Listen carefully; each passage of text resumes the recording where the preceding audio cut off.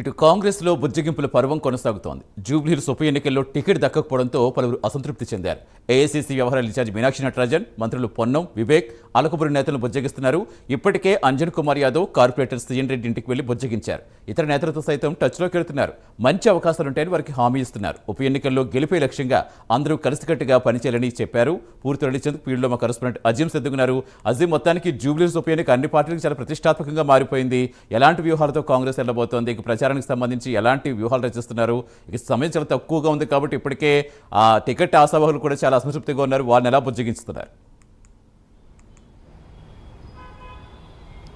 జూబ్లీహిల్స్ ఉప ఎన్నికలను అన్ని పార్టీలు కూడా చాలా ప్రతిష్టాత్మకంగా తీసుకున్నాయి. ఎందుకంటే రానున్నటువంటి గ్రేటర్ ఎన్నికలకు సంబంధించినటువంటి ఎఫెక్ట్ ఈ ఎన్నికల్లో గెలిచిన వారిపై ఖచ్చితంగా ఉంటుంది, ఓడిపోయిన వారిపై కూడా అదే ఎఫెక్ట్ ఖచ్చితంగా ఉంటుంది. సో ఇదే రకంగా అటు బీఆర్ఎస్కి చూసుకుంటే సిట్టింగ్ స్థానం కాబట్టి ఖచ్చితంగా గెలిచి రానున్న జిహెచ్ఎంసీకల్లో ముందుకెళ్లాలని బీఆర్ఎస్ చూస్తుంటే, అధికార పార్టీ ఉంది కాబట్టి కాంగ్రెస్ పార్టీ ఈ ఎన్నికల్లో ఖచ్చితంగా గెలవాలి. ఎందుకంటే గ్రేటర్లో కాంగ్రెస్ పార్టీకి ఇప్పటివరకు ఏదైతే 2023 అసెంబ్లీ ఎన్నికల్లో గెలిచింది లేదు. ఎప్పుడు గెలిచిన కంటోన్మెంట్ కూడా ఉప ఎన్నికల్లో గెలిచింది. సో ఇప్పుడు ఇది కూడా గెలిస్తే రానున్న జిహెచ్ఎంసీ ఎన్నికల్లో చాలా బేస్ అవుతుందని చెప్పి కూడా కాంగ్రెస్ పార్టీ అధికారంలో ఉంది కాబట్టి ఖచ్చితంగా చాలా ప్రతిష్టాత్మకంగా తీసుకుంది. దానికి సంబంధించిన వ్యూహాలతోనే ముందుకు వెళ్తుంది. అయితే ఇప్పటికే కాంగ్రెస్ పార్టీ నవీన్ యాదవ్ లోకల్ అభ్యర్థికి ఏదైతే జూబ్లీహిల్స్ ఉప ఎన్నికల్లో టికెట్ ఖరారు చేసింది. టికెట్ ఖరారు చేసిన నేపథ్యంలో పార్టీకి ఇప్పటికే టికెట్ ఆశిస్తున్న వారందరూ కూడా తీవ్ర అసంతృప్తికి లోనారు. ఒకవైపు ఇప్పటికే సీఎన్ రెడ్డి ఏదైతే రేవంత్ నగర్ కార్పొరేటర్గా ఉన్నారు, బీఆర్ఎస్లో కార్పొరేటర్గా గెలిచి ఎన్నికల కంటే ముందే 2023 అసెంబ్లీ ఎన్నికల కంటే ముందే మొదటి వ్యక్తి కార్పొరేటర్ నుంచి ఏదైతే బీఆర్ఎస్ నుంచి కార్పొరేటర్ ఉన్నటువంటి వ్యక్తి కాంగ్రెస్లోకి రావడం, వచ్చి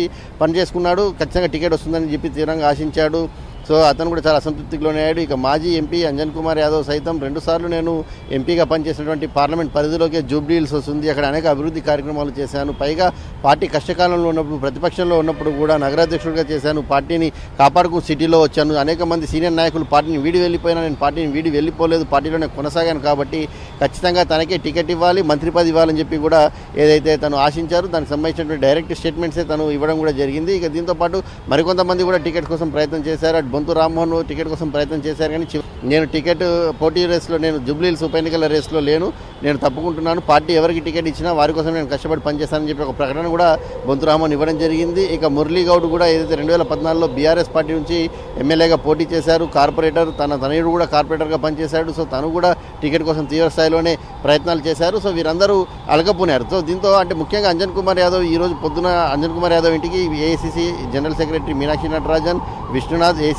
సెక్రటరీ, అలాగే మంత్రులు పొన్నం ప్రభాకర్, వివేక్ వెంకటస్వామి అందరూ కూడా ఏదైతే అంజన్ కుమార్ యాదవ్ ఇంటికి వెళ్లారో అంజన్ కుమార్ యాదవ్ ఈరోజు కార్యకర్తలతో ఒక సమావేశం ఏర్పాటు చేశారు, భవిష్యత్ కార్యాచరణ ప్రకటించాలని కూడా భావించారు. సో అంజన్ కుమార్తో మాట్లాడినప్పుడు అంజన్ కుమార్, నేను పార్టీలో సీనియర్ నాయకుడిని, గ్రేటర్లో సీనియర్ నాయకుడిని, 2 సార్లు ఎంపీగా చేశాను, వర్కింగ్ ప్రెసిడెంట్గా ఉన్నాను. సో కనీసం తనతో ఒక్క సంప్రదింపులు కూడా జూబ్లీహిల్స్ టికెట్ ఖరారు చేసే సమయంలో సంప్రదించలేదు, ఏ మంత్రులు కానీ ఎమ్మెల్యేలు కానీ ప్రభుత్వం కానీ తనతో సంప్రదించలేదు, పీసీసీ సంప్రదించలేదు అని చెప్పి ఏదైతే తాను నిజంగానే అలిగినట్టు కూడా తను మొదట ఒప్పుకున్నారు. సో దీంతోపాటు తాను ఏదైతే తానే డైరెక్ట్ జూబ్లీహిల్స్లోకి వెళ్ళి నేర్చుకోవడానికి వెళ్ళి అనేక అభివృద్ధి కార్యక్రమాలు చేశాను, కానీ ఎవరు పట్టించుకోలేదు.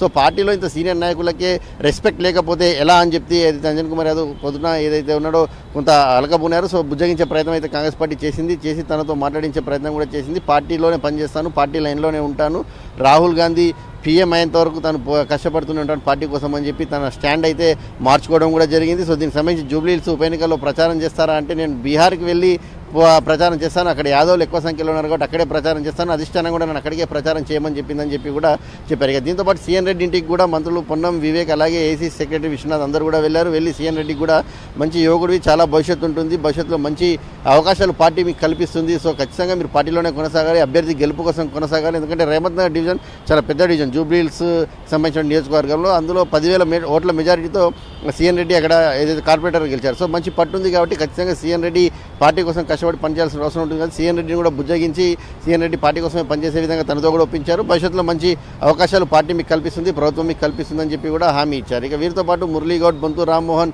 వీరందరితో కూడా పార్టీ ఇప్పటికే మాట్లాడేటువంటి ప్రయత్నం చేస్తుంది. అందరితో కూడా టచ్లో వెళ్ళి అందరూ జూబ్లీహిల్స్ ఎన్నికల్లో నవీన్ యాదవ్ గెలుపు కోసం ప్రయత్నం చేయాలి, నవీన్ యాదవ్ కోసం గెలుపు కోసం కాకుండా కాంగ్రెస్ పార్టీ గెలుపు కోసం కూడా మీరు దృష్టిలో ఉంచుకొని పనిచేయాలని చెప్పి కూడా అటు నటరాజన్ కావచ్చు, మంత్రులు కావచ్చు, అందరూ కూడా ఎవరైతే పార్టీ టికెట్ ఆశించి ఎవరైతే అసంతృప్తికి లోనయ్యారో వారందరినీ ఇప్పటికే కోరడం కూడా జరిగింది. సో కాంగ్రెస్ పార్టీ ఇప్పటికే ఉప ఎన్నికల్లో ఏదైతే జూబ్లీహిల్స్ ఉప ఎన్నికల్లో ఖచ్చితంగా గెలిచే విధంగానే వ్యూహాత్మకంగా రచన చేసింది. 3 మంత్రులను 18 మంది కార్పొరేషన్ చైర్మన్లను అక్కడ ఇన్ఛార్జ్గా నియమించింది. పూర్తి స్థాయి నివేదిక తెప్పించుకున్న అనంతరమే ఏదైతే అభ్యర్థిని ప్రకటించాం. సో ఖచ్చితంగా కాంగ్రెస్ పార్టీ గెలుస్తుంది. ప్రభుత్వ పథకాలను కూడా ప్రజల్లోకి పూర్తి స్థాయిలో తీసుకెళ్లేటువంటి ప్రయత్నం అటు ఎంపీలు అలాగే అక్కడ ఉన్నటువంటి మంత్రులు కార్పొరేషన్ చైర్మన్లు అందరూ చేశారు. ఇప్పుడు కూడా నవీన్ యాదవ్ కోసం ప్రచారం కోసం పీసీసీ అధ్యక్షుడు కూడా ఏదైతే బస్తీబాట కార్యక్రమం కూడా చేయనున్నారు. పీసీసీ అధ్యక్షుడు బస్తీబాట కార్యక్రమంతో పాటు మంత్రులకు సంబంధించినటువంటి కార్నర్ మీటింగ్స్ కూడా ప్లాన్ చేస్తుంది. ఎందుకంటే సమయం తక్కువ ఉంది. ఈ నెల 21కే నామినేషన్ వేస్తారు. నవంబర్ 11వ తారీఖు ఎన్నికలు ఉంటాయి కాబట్టి దీనికి సంబంధించినటువంటి ఆల్రెడీ యాక్షన్ ప్లాన్ కూడా సిద్ధం చేసుకున్నారు. సీఎం కూడా 3-4 కార్నర్ మీటింగ్స్లో పాల్గొనేటువంటి అవకాశం ఉంటుంది. ఇక మిగిలిన మంత్రులందరూ కూడా ఆ సమయానికి ఎవరి షెడ్యూల్ వాళ్ళు కార్నర్ మీటింగ్స్తో పాటు ఉదయాన్నే లేచి మార్నింగ్ వాక్స్ కావచ్చు, రాత్రిపూట ఇచ్చేటువంటి బస్తీబాట కార్యక్రమాలు కావచ్చు, అనేక కార్యక్రమాలు చేయడానికి కూడా సిద్ధమైంది. సో ఓవరాల్గా బుజ్జగింపుల కార్యక్రమం అయితే ఈ రోజు రేపటితో బుజ్జగింపుల కార్యక్రమం ముగుస్తుంది. దాని తర్వాత పూర్తి స్థాయిలో కూడా క్షేత్రస్థాయిలో కూడా ప్రచారం చేసి అభ్యర్థిని గెలుపు కోసమే కృషి చేయాలని చెప్పి అయితే కాంగ్రెస్ పార్టీ డిసైడ్ అయింది. సతీష్, మరి బీసీ వ్యక్తికి ఇచ్చామని కాంగ్రెస్ చెప్పుకుంటోంది. ఇప్పుడు బీసీలకు రిజర్వేషన్ సంబంధించి హైకోర్టు స్టే ఇవ్వటం, ఇప్పుడు దాన్ని అస్త్రంగా మలుచుకోవాలని ఆటోమేటిక్గానే ప్రతిపక్ష పార్టీలు చూస్తూ ఉంటాయి. ఒకవైపు సానుభూతి ఓట్లతో బీఆర్ఎస్ ముందుకెళ్లే ప్రయత్నం చేస్తుంది, మరోవైపు బీజేపీ కూడా బలమైన అభ్యర్థి కోసం ఆల్రెడీ వేట మొదలుపెట్టింది. సో అంటే ఏ విధంగా తిప్పికొట్టే అవకాశం ఉందనుకోవచ్చు కాంగ్రెస్ ఇవన్నీ? ఖచ్చితంగా బీఆర్ఎస్ కూడా గట్టి స్థాయిలోనే ఏదైతే ప్రచారం చేస్తుంది. మాగంటి గోపీనాథ్ భార్య, వారి పిల్లలు అందరూ కూడా ఏదైతే ప్రచారంలో దూసుకుపోతున్నారు. వారితో పాటు ఏదైతే ఎన్నికలంటేనే గుర్తుకొచ్చే పేరు హరీష్, కేటీఆర్, వాళ్ళిద్దరూ కూడా కలిసికట్టుగా ఏదైతే జూబ్లీహిల్స్ ఉప ఎన్నికల్లో గెలుపు కోసం వారికి తగ్గట్టు యాక్షన్ ప్లాన్ వేసుకుని ఇప్పటికే వారైతే ప్రచారంలోకి దిగిపోయారు. సో బీజేపీ ఇంకా అభ్యర్థిని ప్రకటించాల్సి ఉంది. సో బీజేపీ కాంగ్రెస్ అభ్యర్థులు మనం చూసుకున్నట్టయితే 2 పార్టీలకు సంబంధించినటువంటి అభ్యర్థులు కూడా ఓసీ సామాజిక వర్గానికి సంబంధించిన నేతలే వస్తారు. మాగంటి గోపీనాథ్ అయితే భార్య అయితే ఓసీఏ. ప్రజెంట్ బీజేపీలో నడుస్తున్న చర్చల పేర్లు కూడా ఓసీ అభ్యర్థికి సంబంధించింది. సో బీసీకి సంబంధించినటువంటి అభ్యర్థి కాంగ్రెస్ పార్టీ మొదటి నుంచి కూడా బీసీ స్టాండ్లో వెళ్తుంది. 42% బీసీ రిజర్వేషన్ స్థానిక సంస్థలు ఇవ్వాలని చెప్పి ముందుకు పోరాటం చేస్తుంది. దీనికి సంబంధించిన కార్యాచరణ పోరాటం అన్నీ మనం చూసాం. అసెంబ్లీలో బిల్లు పెట్టడం, కేంద్రానికి పంపించడం, ఆర్డినెన్స్ రూపం తయారు చేయించడం, ఆర్డినెన్స్ తర్వాత చట్ట సవరణ, గ్రామ పంచాయతీకి సంబంధించిన చట్ట సవరణ చేసి 50% స్లాబ్ ఎత్తేసే విధంగా కూడా చేయడం.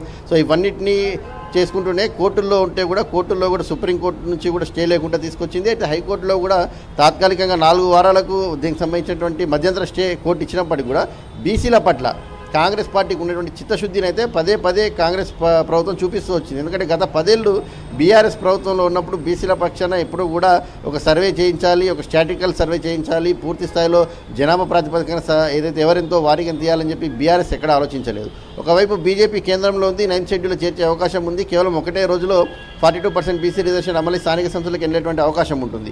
కానీ బీజేపీ కూడా ఆ ప్రయత్నం చేయలేదు. సో కాంగ్రెస్ పార్టీ మాత్రమే అధికారం వచ్చినప్పటి నుంచి కూడా ఏదైతే బీసీల పక్షాన ఉంది, బీసీల పక్షాన చిత్తశుద్ధితో ఉంది, బీసీలకు ఎట్టి పరిస్థితుల్లో న్యాయం చేయాలనే అంశంతో ముందుకు వెళ్తుంది, పోరాటం చేస్తుందనే ఒక అంశంని కూడా కాంగ్రెస్ పదే ప్రజల్లోకి తీసుకెళ్లాలని చెప్పి కూడా చూస్తుంది. సో ఈ అస్త్రాలతో పాటు కాంగ్రెస్ పార్టీ తీసుకొచ్చిన ప్రభుత్వ పథకాలు ఏవైతే ఉన్నాయో, ఉచిత బస్సు ఖర్చు, 500 రూపాయలకి సిలిండరు, 250 యూనిట్ల వరకు ఏదైతే 200 యూనిట్ల వరకు ఉచిత కరెంటు, ఇలాంటి అంశాలన్నీ కూడా ప్రజల్లోకి తీసుకెళ్లాలి. సన్నబియ్యం పథకం ఉంది, రేషన్ కార్డులకు సంబంధించిన అంశం ఉంది. సో ఇవన్నీ కూడా తీవ్రస్థాయిలో ప్రజల్లోకి తీసుకెళ్లి ఖచ్చితంగా గెలుపు కోసమే ప్రయత్నం చేయాలని చెప్పి అయితే కాంగ్రెస్ పక్కా ప్లాన్తో ముందుకు వెళ్తుంది. Satish, right, thank you Ajay.